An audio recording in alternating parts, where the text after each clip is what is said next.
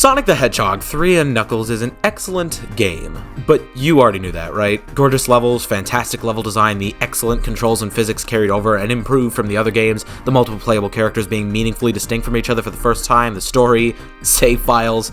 If the perfect classic Sonic game exists, this is probably it. However, the sad fact of the matter is that, despite the game being a critical darling, it did not sell as well as its predecessors. It's possible that people were getting a little tired of classic Sonic, as odd as that is now, so when their new peripheral for the Genesis was on the horizon, they didn't just want to pump out another standard Sonic Momentum platformer. If they wanted to capture more eyes and draw more sales to the 32X consequently, they thought they needed to shake things up a little, probably.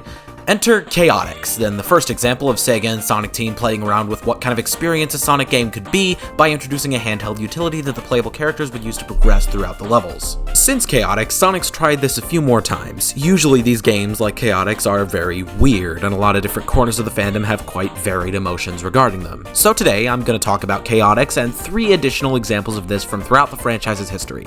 But I do not approach this topic alone, as joining me today is my very good buddy, Mr. Needlemouse. How's it going, everyone? Needlemouse here, and I made a continuous lapse in my judgment. I am very sorry for hating on Sonic Heroes, on some Logan Paul type shit. You think you're slick. Nah, I'm all hating for the game. I'm up Lex Luthering my crap right now. I am the Lex Luthor of this game. What a!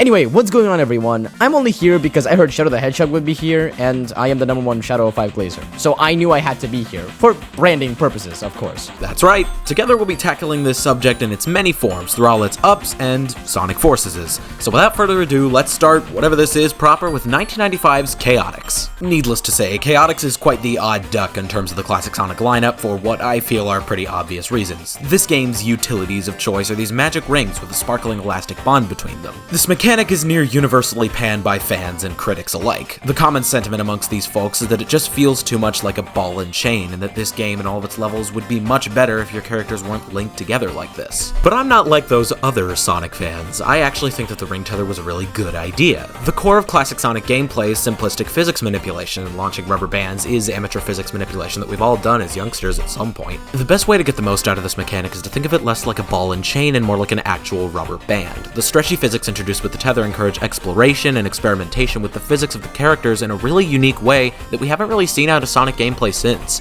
This gives Chaotix a remarkably high skill ceiling in spite of its skill floor being the lowest seen in the series at that point. Pairing this with 5 variants of Knuckles' gameplay allows for some insane physics stunts and a lot of really interesting explorative value, akin to Sonic Riders Zero Gravity, actually. In addition, this mechanic also solves a big issue with Sonic 2.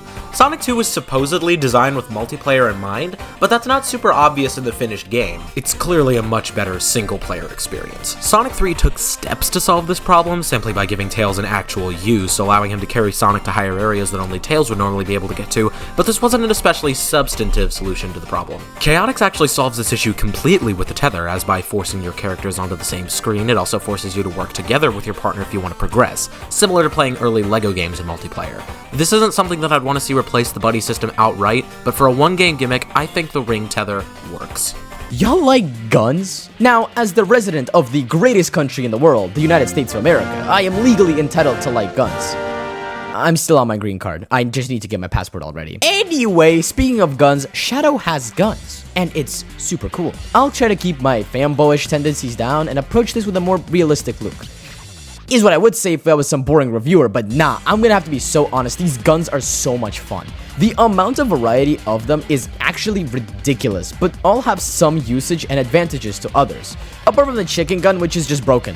That's it, there's nothing else to it, it's just broken as hell. And it's also a reference to Billy Hatcher, which I think is pretty neat. I mean, heck, there are even secret guns that you can only get if you get all of the keys in a level, which are super cool. My favorite one by far has to be the freaking Gatling gun that comes from the Bigfoot gun mechs.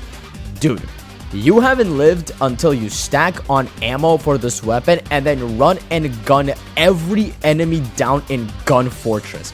And chaining that together with Shadow's Chaos Blast, and literally everything comes together so perfectly. I am literally just glazing this game. This is ridiculous at this point. The fun doesn't end here, because after getting certain endings for the game, you can now break open these Shadow boxes that will give you a Shadow gun.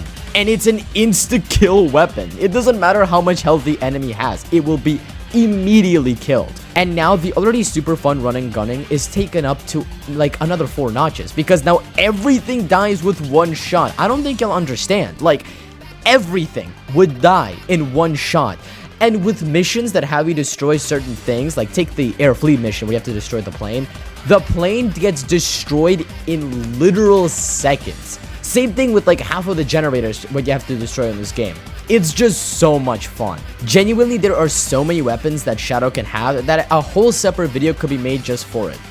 That's actually a great video idea. Good job, Past Needle Mouse. The biggest negative I could really bring up for the weapons in this game are the melee weapons. Your swords and such in this game just kinda suck and slow Shadow down significantly. The biggest fix to that? Don't even bother using them unless the game requires you to. I'm gonna be honest. I mean, yes, they are objectively a bad thing that is not good for the game, but if you ignore it, it doesn't harm you. The only time you really have to use it is in Cryptic Castle, and that's about it. Because apart from that, this is actually some of my favorite weapon usage of Sonic history. I'm gonna be so honest. What I recommend is getting a 100% save file from Shadow the Hedgehog through totally legal reasons, I'm sure, and just running through expert mode, gunning down anything that dares to step in your path. And that is when this gimmick becomes truly amazing. Shadow the Hedgehog's guns might be unexpectedly really cool, but being guns and the protagonist being a cartoon hedgehog, they were subject to mass ridicule by the gaming press and general audiences.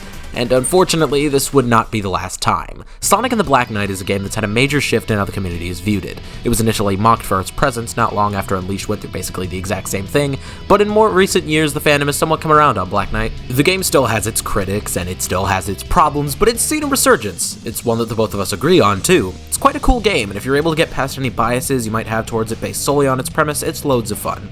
And the joy of playing Black Knight, as one would hope, comes down to its particular distinct utility: Caliburn.